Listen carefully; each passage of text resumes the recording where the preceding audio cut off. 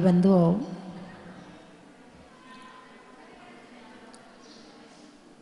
इष्टोपदेश के 49वीं गाथा में आचार्य पूज्यपाद स्वामी अविद्या भिदुरम ज्योति यानी कि अज्ञान रूपी अंधकार को नष्ट कर देता है ज्ञान की ज्योति। हम जिसे वर्तमान में ज्ञान समझ रहे हैं वो ज्ञान नहीं, अज्ञान है। बात समझ में आई कि नहीं आई? अच्छा, मुनिराज को आप ज्ञानी मानोगे कि अज्ञानी? लेकिन शास्त्र में ऐसा लिखा है कि जब तक केवल ज्ञान की प्राप्ति नहीं हो जाती तब तक अज्ञान कहीं ना कहीं भले सूक्ष्म रूप में हो मगर रहता है। परसेंटेज, मात्रा कम और ज्यादा हो सकती है मगर केवल ज्ञान के पहले पहले तक अज्ञानता रहती है। जब केवल ज्ञान के पहले तक जो 12वें गुण स्थानवर्ती मुनिराज हैं, जिन्हें अभी अभी केवल ज्ञान की प्राप्ति होनी है, उनके पास भी अभी पूर्ण ज्ञान नहीं है, थोड़ा थोड़ा अज्ञान भी बाकी है। तो जहां जो पूरे दिन 24 घंटे कषायों में, पापों में, राग द्वेष मोह में घुसा रहता है, उसकी अज्ञानता की क्या चरम सीमा होगी? नहीं, मैं आपकी बात नहीं कर रही, आप तो सब ज्ञानी बैठे हैं। कल मैंने बताया था कि ज्ञान और अज्ञान, अज्ञान क्या है और ज्ञान क्या है। राग द्वेष मोह क्रोध मान माया लोभ हिंसा झूठ चोरी कुशील परिग्रह से रहित जो ज्ञान है उसका नाम ज्ञान है, और जो इसके साथ है उसका नाम अज्ञान है। तो अभी आपके पास में ये सब है क्या?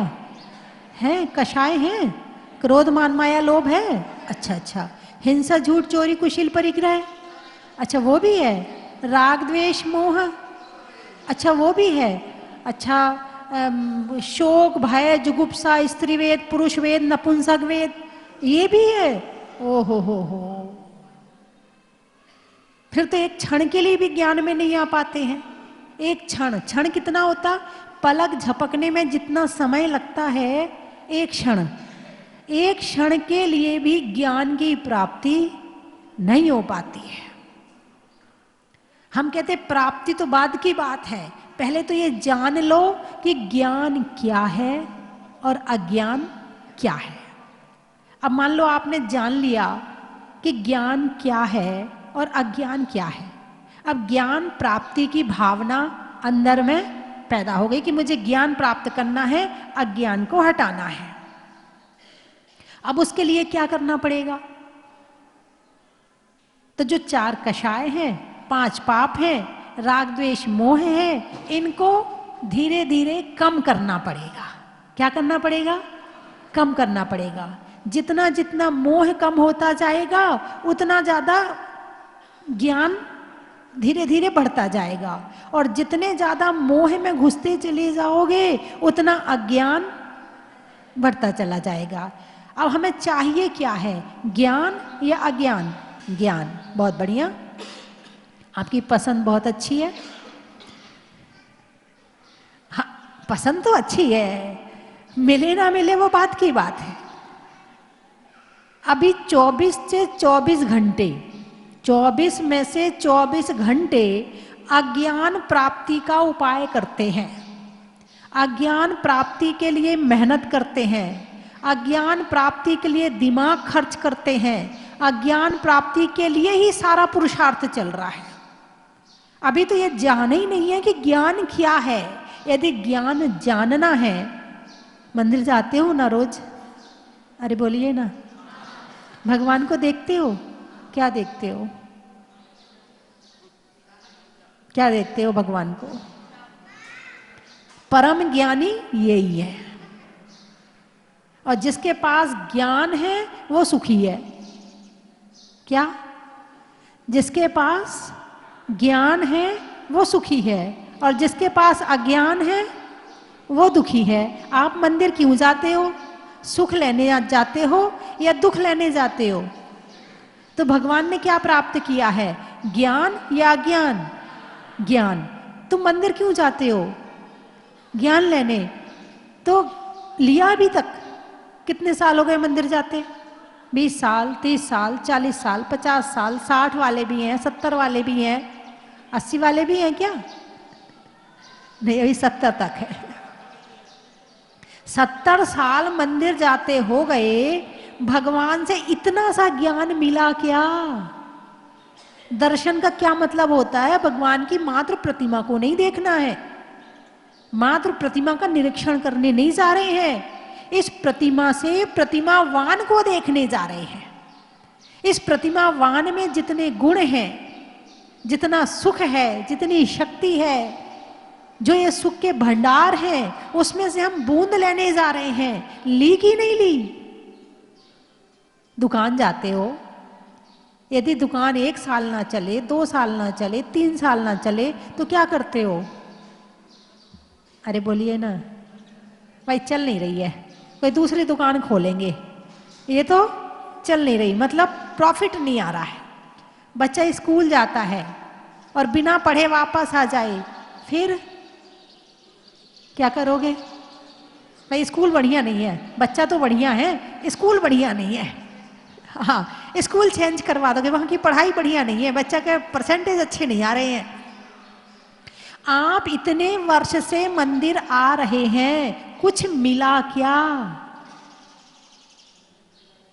कि केवल चावल चढ़ाए और चले आए। जैसे एक व्यक्ति है, उसे बहुत तेज प्यास लगी है, बहुत तेज प्यास लगी है, गर्मी के दिन है, तो कुएं की पाट पर जाकर बैठता है, और वहां जाकर बैठता है तो उसे ठंडक महसूस होती है। होती कि नहीं होती? वो पाट ठंडा होता है, पत्थर ठंडा होता है, बड़ा अच्छा लगता है, थोड़ा सुकून मिलता है। वहां बैठने के बाद प्यास शांत नहीं होती है, थोड़ी ठंडक मिल जाती है। लेकिन प्यास शांत कब होगी? जब वो उसमें से पानी निकालकर पिएगा। बात समझ में आई कि नहीं? आप मंदिर में आते हो, थोड़ी सी ठंडक मिलती है आपको, इसलिए फिर भी चले आते, चलो कुछ नहीं तो ठंडक ही सही। लेकिन आपने पानी नहीं पिया आज तक यहाँ का। यदि पानी पी लिया होता तो कुछ और ही आपके विचार होते, कुछ और ही आपके भाव होते, जीवन में परिवर्तन आ गया होता, जीवन धर्म के मार्ग पर चल रहा होता, जीवन सुखी हो जाता। आप मंदिर जाने का मतलब इतना ही है कि आप ठंडक लेने जाते हो, बस। मात्र थोड़ी देर के लिए संसार के कामों से बच गए, थोड़ा पूजा पाठ कर लिया, थोड़ी माला वाला फेर ली, चलो बस ठीक है, कोई साधु वगैरह आ गए तो प्रवचन सुन लिया, एक कान से सुने। देखो मैंने तो कुछ कहा ही नहीं, आपने बोल दिया एक से सुने, दूसरे से निकाल दिया है। जहां तेल लगा हो ना, वहां धूल चिपकती है, जहां तेल लगा हो वहां धूल चिपकती है। अब वो तेल किस चीज का लगा? संसार की भावनाओं का लगा है तो बाहर की चीजें चिपक जाएंगी, और यदि आत्मा के प्रेम का तेल लगा है तो फिर प्रवचन की चीजें चिपक जाएंगी, ज्ञान की चीजें चिपक जाएंगी। अब क्या चिपक रहा है आपके अंदर, ये आप देखो। तो ज्ञान ही सुखी करता है। सुखी कौन करता है? अच्छा, घर के बिना सुखी रह सकते हो क्या? अरे बोलिए ना, नहीं रह सकते ना। परिवार के बिना नहीं रह सकते हैं, है ना। और दुखी करने वाला कौन है? दुखी करने वाला कौन है? परिवार है। अभी तो आप कह रहे थे कि हम उनके बिना सुखी नहीं रह सकते, अभी आप कह रहे दुखी करने वाला परिवार है। ये दोनों बातें एक साथ कैसे संभव है? ये मोह जनित सुख है, कौन सा सुख है? मोह जनित सुख है। और मोह जनित सुख जो होता है, मोह है तो सुख है, मोह नहीं है तो सुख नहीं है। यदि घर के बिना सुख नहीं मिलता, यदि परिवार के बिना सुख नहीं होता, यदि आभूषण के बिना सुख नहीं होता, यदि वस्त्रों के बिना सुख नहीं होता, तो हमारे भगवान को कैसे मिलता?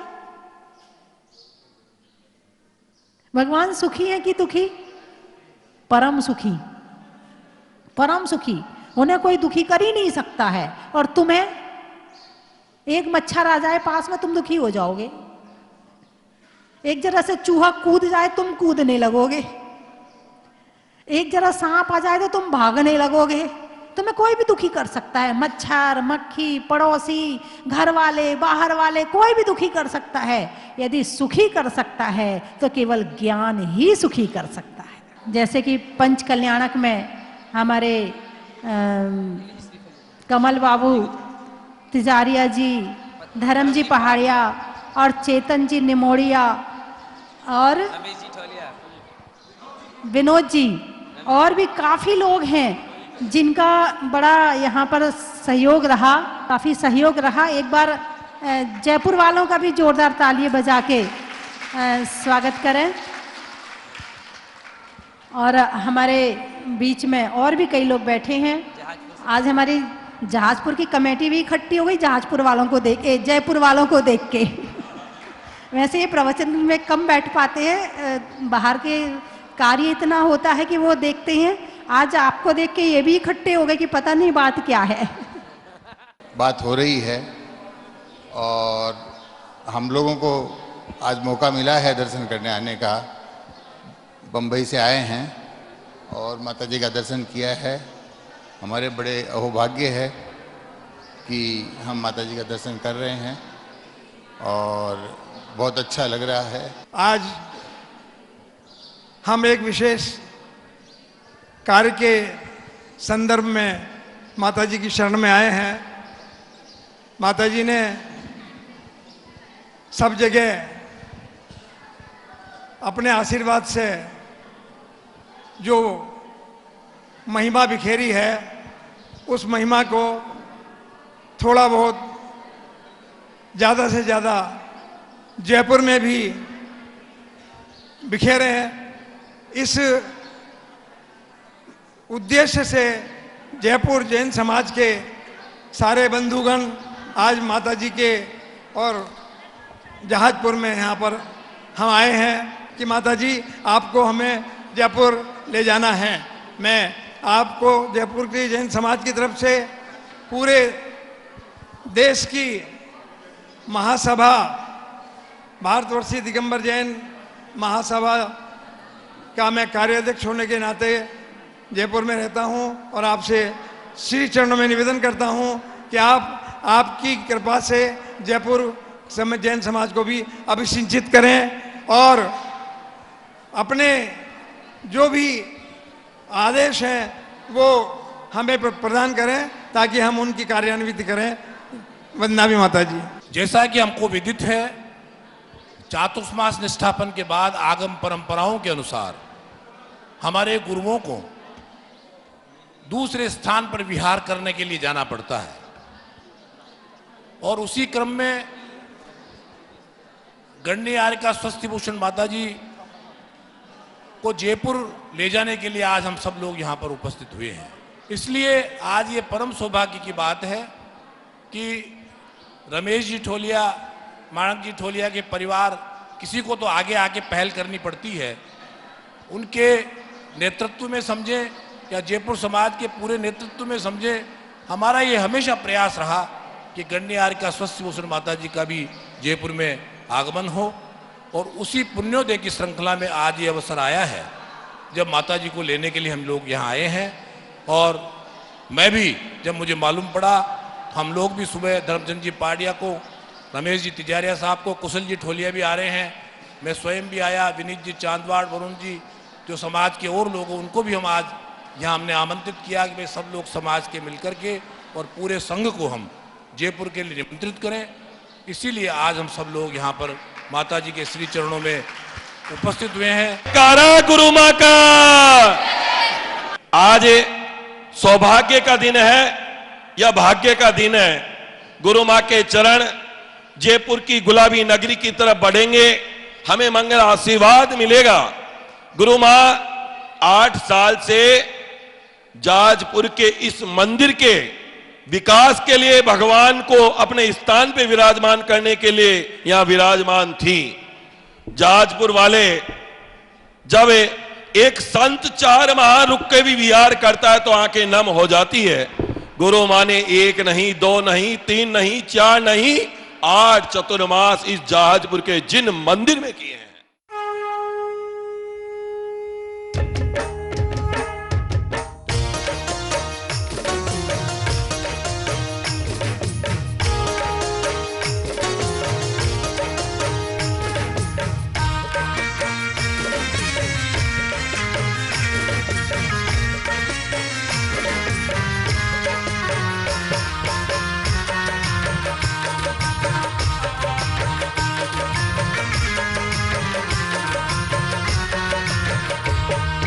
कंचन की थाल को सजाओ रे आज, रत्नों की थाल को भर लाओ रे आज। आओ आओ करे रे गुणगान आरती भगवन की। आओ आओ करे गुणगान आरती भगवन की। आओ आओ करे रे गुणगान आरती भगवन की। परम विदुषी लेखिका गणिनी आरिका रत्न श्री 105 स्वस्ति भूषण माता जी, जिन्होंने मात्र 20 वर्ष में 100 से भी अधिक किताबें लिखकर जैन समाज को अनूठा योगदान दिया है। बड़े बड़े विधान जैसे कल्पद्रुम महामंडल विधान, सिद्ध चक्र महामंडल विधान, इंद्रध्वज महामंडल विधान एवं विशेष जिनपद, पूजांजलि आदि महत्वपूर्ण साहित्य बहुत ही सरल व सुबोध शैली में लिखे हैं, जिसमें गद्य एवं पद्य साहित्य भी समाहित है। इन महान साहित्यों को पढ़कर आप भी अपने ज्ञान का विकास कर सकते हैं। साहित्य प्राप्त करने हेतु आज ही संपर्क करें। संपर्क सूत्र 7906062500 98683456768।